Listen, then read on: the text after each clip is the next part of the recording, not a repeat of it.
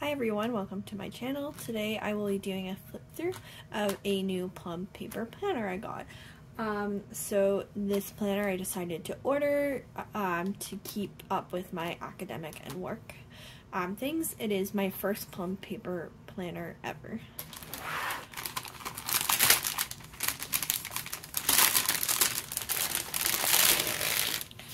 Okay, so it looks like it came with some freebies, or maybe I also ordered these. I don't remember. So it looks like we got these page flags. I don't think I ordered these. They're in these really cute colors. I kind of like them. Like it feels like it's a good like spring and fall mix of colors, and so I really like that. We also, okay, so this also, I did not realize that this cover is a new material for Plum paper since it's my first time ordering from them. So normally my understanding is like it's like a thin cover with like a plastic over top, but this is a hard cover. It's their new hardcover. I'm unsure if this is only some planners or all planners moving forward. Apparently the cover material is water resistant, tear proof, and rigid and sturdy. And then I also got these, I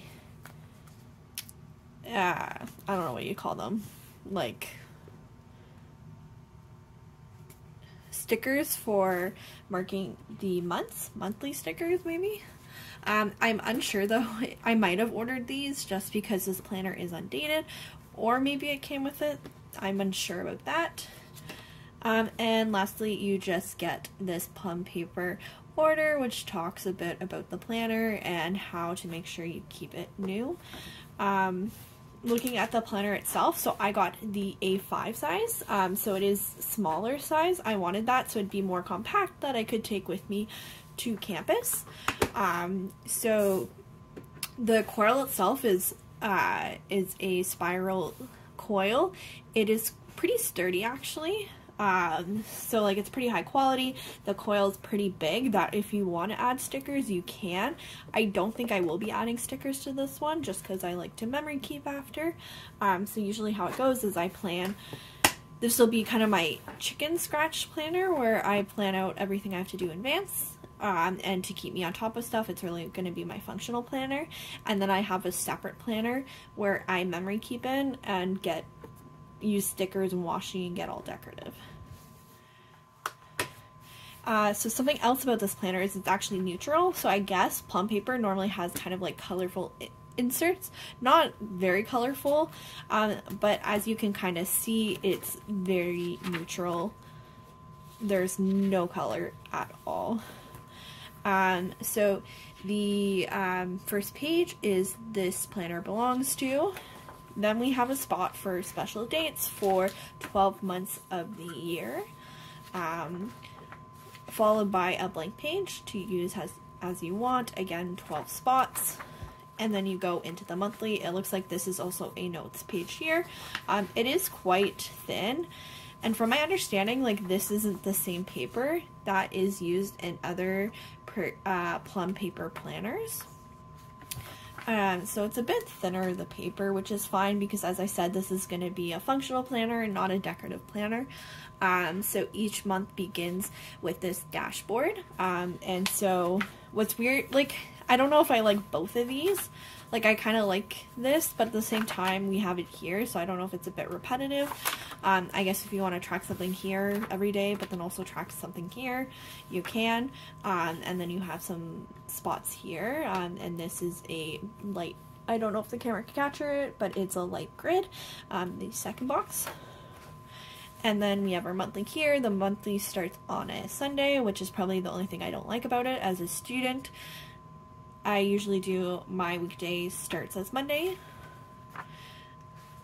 And this is why I picked the planner, was because of like the unique kind of layout. So I mean, it's kind of similar to Hobonichi, but it's a little bit bigger, which I think I need, where you have kind of your week at a glance on one page and then your week weekly breakdown here. So normally for school I've been doing a day-to-day planner, so I'll plan out everything I have to do every day. Generally that's because for so far in grad school, I've had a lot of just things that would pop up like every single day, like, you know, I'm doing research, so I have like a, you know, major research project, so like a thesis or dissertation, but sometimes doing research on the side.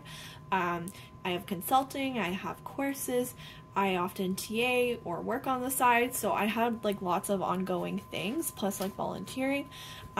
So the day-to-day worked best for me because like every day looked different what I would be doing. But now as I move like into the upper year of my PhDs, I'm really just kind of focusing on research, consulting, and teaching. So it's kind of narrowing down a bit, and I feel like this will work out for me because I can sit down kind of at the beginning of the week and write out what I have to do for that week. And then I can kind of then each day fill in like any meetings, appointments, classes, etc., as well as my to-dos. So I can kind of sit down and be like, okay, I know I have this due this week, and then kind of plan it out where in the week where I think I can do it. I think especially now, like before, I'd have like a lot of immediate things, like it would have to get done that day and then something the next day and something the next day. But now I'm finding my time is like I'm spending most of my day on one task, sometimes multiple days on a task, and deadlines tend to be larger than smaller. So I think this will work better because I can kind of break it down here, and then figure out kind of what days work best for me. And because I don't have a lot of like little things going on, I don't think I necessarily need the day-to-day. I don't know though, we'll give it a try and see. So yeah, this is the weekly layout here. So it looks like I chose to not customize and add any labels just because it's my first time using this planner. I'm not sure how to work out. So we have a top 3 here. We have a weekly to do. We have a box here. And then we have this here. It almost looks like something where you could put the time, but it'd be kind of weird for a week of. So I imagine the date, as well as a box here and a bottom box here.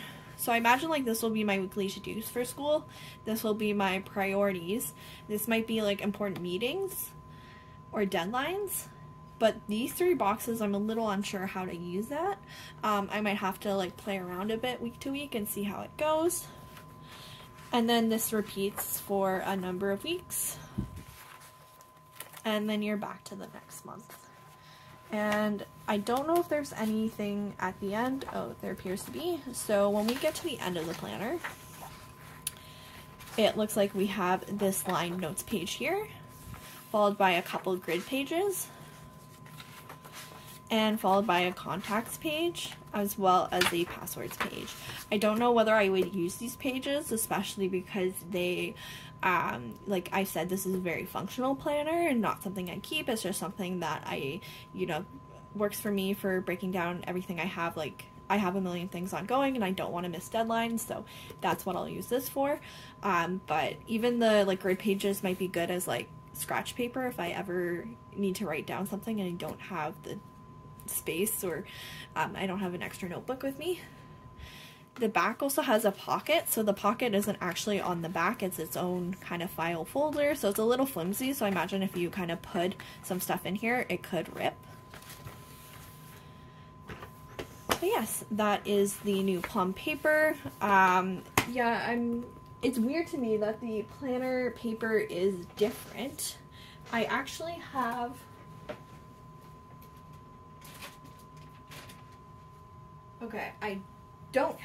I was gonna say, at the planner conference we got a sample of the Plum paper but I don't think I have it on me anymore. But yeah, the paper looks a little thin. I can maybe try to put my name on it and see how that looks.